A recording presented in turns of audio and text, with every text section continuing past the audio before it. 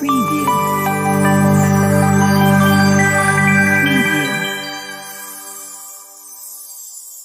Hello friends, जीवन में कई बार ऐसे मौके आते हैं कि हम अपने मन से बहुत कुछ कहना चाहते हैं परंतु अपने आप को रोक लेते हैं।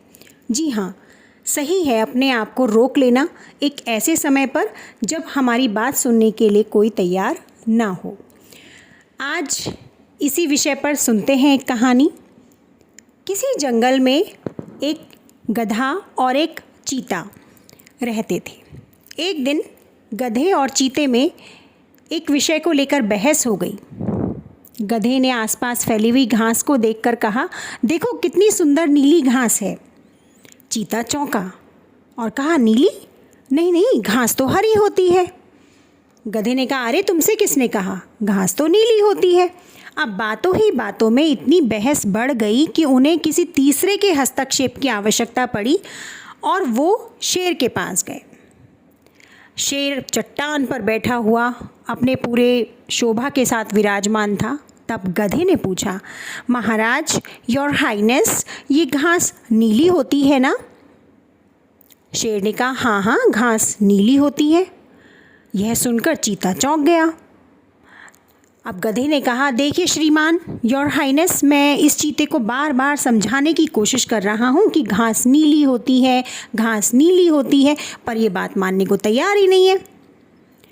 अब चीता बोला, नहीं नहीं योर हाइनेस, घास तो हरी होती है। गधे ने कहा, देखा महाराज, ये फिर से घास को हरा कह रहा है, अब तो इसको दंड मिलना ही चाहिए। चीते ने कहा कि नहीं महाराज, मुझे दंड नहीं मिलना चाहिए, मैं तो अपनी बात सही रूप से रख रहा हूँ। शेर ने कहा, नहीं नहीं, तुम्हें दंड अवश्य मिलेगा। तुम्हारा दंड यह है कि तुम्हें 5 वर्ष के लिए मौन रहना पड़ेगा। अब यह सुनकर गधा इतराता हुआ और वहाँ से चला गया। कुछ समय के पश्चात रुकने के बाद चीते ने शेर से पूछा, योर हाइनेस, मेरे मन में एक संशय है, क्या मैं आपसे अपनी बात साझा कर सकता हूँ? शेर ने कहा, हाँ हाँ कहो। उसने कहा, महाराज, ये बात बिल्कुल सत्य है कि घास हरी होती है। शेर ने कहा, हाँ, घास हरी होती है। तो फिर मुझे ये समझ नहीं आया कि आपने गधे के कहने पर मुझे दंड क्यों दिया? चीता हिचकिचाते हुए बोला।